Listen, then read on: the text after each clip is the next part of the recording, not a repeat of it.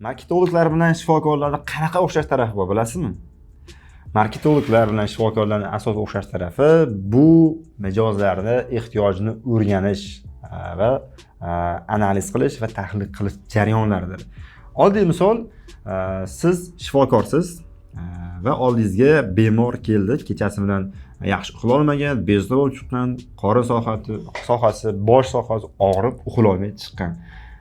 Agar tajribasiz shifokor bo'lsa, sizni hali turishingizni qarab ko'rgani yo'q, analiz qilgani yo'q, tekshirgani yo'q, sira sizga nima qiladi? Xo'p, hurmatli bemor, biz sizga hozir retsept yozib beramiz. Birinchi tantanda 10 ta 20 ta narsani yozib berdi va chekni berib, retsept berib, marhamat deb chiqarib yubordi. Misol uchun bu holatdagi shifokor bu tajribasiz shifokor yoki o'ta tajribali bo'lishi mumkin. Endi bu aniq 100% ishonmang. O'zingiz bu narsani tajribada sinab ko'rishingiz ham mumkin. Endi bu holatda tajribali shifokorlar qanaqa bo'ladi? Tajribali shifokorlar ozroq mayda gaproq bo'ladi. Ya'ni qanaqa? Xo'p, qachondan beri og'riyapti boshingiz? 2 kundan beri. Xo'p, nimadan boshlandi? Shu ishdan keldim, og'riq ko'tardim, uyga kirdim, charchab, bitta uxlab turib boshim og'riyapti. Nima qiluvdingiz? Mana qanaqa ishlar qildim? Ha, yaxshi. Yana qayeringiz og'riyapti? Shu boshim, ko'krak qismim, qorin soham og'riyapti. Xo'p, qon bosimingizni o'lchab ko'ramiz. Qani, qon bosimingizni va qon tahlilingizni o'lchar. Endi men shifokorlarni tilini qiladigan tushunmayman. Balkim rentgen qilib ko'rar, tomografiya qilib ko'rar, boshini boshqa tekshirib ko'rishar. Ana tekshirib analizlar qilgandan keyin men sizga birorta narsani ayta olaman, hurmatli bemor, deb qayerga borishi, nimalar qilishini yozib beradi. Ana undan keyin men sizga aniq bir davo chorasini umumiy holatda yozib beraman deydi. Marketologlar ham xuddi shunaqa. Lekin ba'zi bir qo'shtirnoq olish marketologlar ham bor. Mijoz kelishi bilan, ya'ni misol uchun umumiy holatda qisqacha aytib o'tay, marketolog asosiy mijozi bu oddiy aholi emas. Marketologlarning asosiy mijozi bu tadbirkorlar, biznes egalari. Ya'ni muammosi bor, sotuvdanmi, misol yangi mijoz oqimidanmi, kimson muammosi bor bo'lgan biznes egasi kelgan paytda sirazi bizning xizmatlarimiz tam $500 dan $1,500 boshlanadi. Sizga bunaqa ishlarni qilib beramiz. Sotuvlaringiz oshib ketadi, boshqacha ketib qolasiz degan narsalar qiladi va vaholanki bu zo'r ekan deb ketadigan tadbirkorlar ham bor. Lekin bu holatda tekshirish kerak. Bu holatda faqat xizmatni sotib, faqat pul uchun sotyaptimi siz xizmatini yoki sizni og'riqlaringiz, muammolaringizni aniqlashtiryaptimi? Shunga ham e'tibor bering. Yaxshi mutaxassis birinchi o'rinda xizmat yoki mahsulot sotishga emas, birinchi o'rinda mijozni muammosini o'rganish, shu atrofda o'z xizmatini kerak emas, nima qilish kerak emas, shu bo'yicha analiz qiladi. Balkim tadbirkorning misol uchun reklamasi zo'r ketayotgandir, yaxshi ketayotgandir. Balkim sotuv bo'limida muammo bordir. Balkim sotuv bo'limi zo'r, kuchli sotuvchi mutaxassis kelgan, lekin sifatli mijozlar oqimida muammo bordir. Balkim dastavka bo'limida muammo bor, balkim yoki dastavka bo'limida bo'ladimi yoki qadoqlash bo'limidami, balki veb-saytida qanaqadir muammo bordir yoki noyob savdo taklifi ishlab chiqilmagandir, mijoz portreti yo'qdir. Buni ko'p tadbirkorlar tushunmaydi, bu narsani bilmaydi. Vaholanki o'tgan oy qancha reklamaga pul sarflangan, qancha sotuv bo'lgan, ularda qanchasi sifatli, nechtasi sifatsiz bo'lgan. Mana shu haqda ko'p tadbirkorlar analiz qilishmaydi va bu narsani so'rash kerak albatta. Necha pul sarflagansiz marketingga, qancha bo'lib qaytgan, mahsulotingiz bozordan nimasi bilan farq qiladi? Mana shu savollarni ko'proq iloji bo'lsa bu narsani umumiy holatda briefing deydi. Bu narsalarni so'rash kerak. Ya'ni mijozni umumiy holatda rentgen qilish kerak, qanaqa muammosi, qanaqa kamchiliklari bor, nimani hal qilishi, nima hal qilmasi kerak, nimasi bor, nimasi yo'q.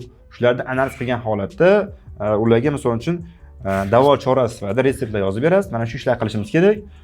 Shu ishlardan so'ng siz mana buni muammolaringiz hal bo'ladi. Mana kamchiligingiz to'g'rilanadi. Sotuvlaringiz 10% dan 20% ga 50% ga oshishi mumkin. Va umumiy holatda xizmatlarimiz o'rtacha 3 oydan 6 oygacha vaqt olishi mumkin va umumiy oylik xizmat narximiz mana shuncha bo'ladi deb tushuntirsa, bu boshqa gap. Albatta tavsiya beraman hurmatli tadbirkorlar, sizni mutaxassis ishga olasizmi? Marketolog ishga olasizmi? Albatta sizni mahsulotingiz, xizmatingizga avvalambor qiziqsin. Nima ishlab chiqarasiz, nima sotasiz, qancha sotasiz, kimlarga sotyapsiz, qanday bu sohaga kirgansiz? Mijozlaringiz misol uchun asosan kimlar hozirgi paytda, qayerdan kelyapti mijozlar oqimi, qanday sotyapsiz? Albatta bularda detalni so'ragani bu sizni nima desam bo'ladi, savol javob qilib как sud zalida emassiz. Bu marketolog uchun kerak bo'ladi. Chunki shu ma'lumotlardan kelib chiqqan holatda u inson strategiya qiladi. Shundan kelib chiqqan holatda kontent planlar tuzadi. Mijozlarga qanaqa qilib to'g'ri mesej orqali jalb qilsa bo'ladi, qanaqa qilib to'g'ri pozitsiyada sotsa bo'ladi. Shular bo'yicha strategiyasini umumiy holatda tuzib chiqish uchun kerak bo'ladi. Lekin bitta narsani unutmaslik kerakki, yosh mutaxassislarda ham tajribang yo'q ekan, seni tushunchang yo'q ekan deb ishdan haydash yoki ishga olmaslik kerak emas. Ularda ham albatta shijoat bor, o'ti bor, yurakda misol uchun ko'z yonib turgan xodimlar bo'lsa, albatta u insonlar ham ishga olish tavsiya etiladi. Chunki u insonlar ham qayerdadir tajriba o'tashi, malaka oshirishi kerak-ku, to'g'rimi? Dabdurustdan o'zimiz ham qayerdan tajriba oshirib, tajribani orttirib olinmaydi. Tajribani xatolar qilish orqali, amalda qo'llash orqali olinadi. Bilim misol uchun sotiladi. Mana bu kitob misol uchun. Bunda ham qanchadir insonni Alan Dipni bir varaqli marketing reja kitobi. Buni yozish uchun qanchadir umri yillar ketgandir, lekin men buni 70 ming so'mga, 60 mingdan olganman, sotib oldim bilimini. Lekin bu inson tajribalarini misol uchun men sotib olishim uchun sotib olmayman. Uni bilimini oldim, amalda qo'llayman, fail bo'ladi, boshqa bo'ladi, o'xshaydi, o'xshamaydi. Lekin o'sha jarayonlari menga tajriba bo'ladi. Ya'ni tadbirkorlar, biznes egalari meni xizmatim uchun emas, meni ko'proq qilgan xatolarim uchun pul to'lashadi. Chunki shu kungacha misol uchun juda ko'p kompaniyada xatolar bo'lgan, juda ko'p tadbirkorlarni biznesni ko'tara olmagan paytlarimiz bo'lgan. Ya'ni vaqtida qila olmaganmiz, aytgan va'damizni bajara olmagan paytlarimiz bo'lgan. Ya'ni sotuvda shu holatda misol uchun olib boramiz, shu ishlar qilamiz degan paytda qila olmay ulgurmay qolgan paytlarimiz bo'lgan. Ya'ni bu natijasini to'g'risini aytamiz biz. Chunki tajriba o'shani orqasidan kelar ekanda. Dabdurustdan tajribali mutaxassis o'z-o'zi paydo bo'lib qolmaydi. Ko'plab xatolar, ko'plab kamchiliklar qilish natijasi kelib chiqadi. Endi savol beramiz, marketolog bilan shifokorni solishtirganimizda, shifokorlar bilan qisman o'xshash tarafimiz bor. Ya'ni tahlil qilish, analiz qilish, solishtirish, как mijozni holatini o'rganish bo'yicha. Bir savol tug'iladi, nima uchun O'zbekistonda tajribali shifokorlar nisbatan kamroq, Hindistonda ko'proq mutaxassislar tibbiyot sohasi bo'yicha soha mutaxassisi ko'proq. Misol uchun O'zbekistonda jigar bo'yicha operatsiyalar ko'p o'tkazilmaydi. Eshitishimga qaraganda bo'lmaydi ham. Jigar operatsiyasi, jigar transplantatsiyasi, jigar ko'chirish operatsiyasi asosan Hindistonda bo'lib o'tadi. O'rtacha 30 ming, 70 ming dollar atrofida summa ketar ekan. Nima uchun Hindistonda bu narsa ommalashgan va hindlar shu narsani amalga oshira olyapti? Nimaga deb o'ylaysizlar? Izohlarda yozib qoldiring, biladigan insonlar fikrlari men shaxsan o'zim uchun ham qiziq. Nima O'zbekistonda tibbiyot rivojlanmaganmi? Axir tibbiyot otasi Abu Ali ibn Sino bobomiz bizdan chiqqan kitoblari misol uchun tibqona kitob bizda bor. Lekin shu bo'yicha operatsiyalarda ko'p operatsiya biz qila olmayapmiz. Nimaga hindlar qilyapti? Nima deb o'ylaysizlar? Asosiy sababi hindistonlik shifokorlar o'sha bemorlarning ustida ko'proq tajriba o'tagan, ko'proq insonlarni qo'pol qilganda o'ldirgan, umriga zobin bo'lgan. To'g'ri, bu xunuk eshitiladi, lekin bu uni tajriba olish uchun kerak. Eng zo'r stomatolog misol uchun tishni og'ritmaydigan stomatolog, masalan 10 yil tajribaga ega stomatolog misol uchun yaxshi deyishingiz uchun ham u 10 yilgacha kimnidir tishini og'ritib olgan. Rosa misol uchun xatolar qilgan.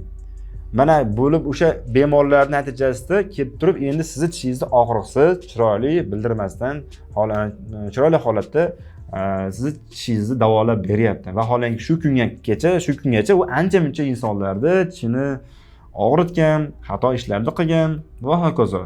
Hindlar ham xuddi shunaqa. Ularda tajriba o'tash uchun bemorlar juda ham ko'p, 1,5 milliarddan oshiq adashmasam aholisi bor. Ko'pchiligi qashshoq, operatsiyaga na puli yo'q, boshqasi ham yo'q. Ko'pchiligi o'lib ketsa ham qarindosh urug'i ham yo'q deb eshitganman. Ko'cha-ko'yda yotishadi. Va muammo bo'lib qolsa, aytishadi, operatsiya bo'ladi, 50 yillik yo o'lasan yoki sog'ayib ketishi mumkin. Operatsiyaga pul yo'q, o'sha tajriba oshirish uchun ham shifokorlar nima qiladi? Uni ustida sinab ko'rishadi. Va shu natijasida tajribasi ko'proq deb o'ylayman. Bu men shaxsiy fikrim o'zimda. Siz nima deb o'ylaysiz? Izohlarda yozib qoldiring. va shu kabi foydali ma'lumotlarni o'tkazib yubormaslik uchun albatta sahifamizga obuna bo'lib qo'yishni unutmang. E'tibor uchun rahmat. Salomat bo'ling.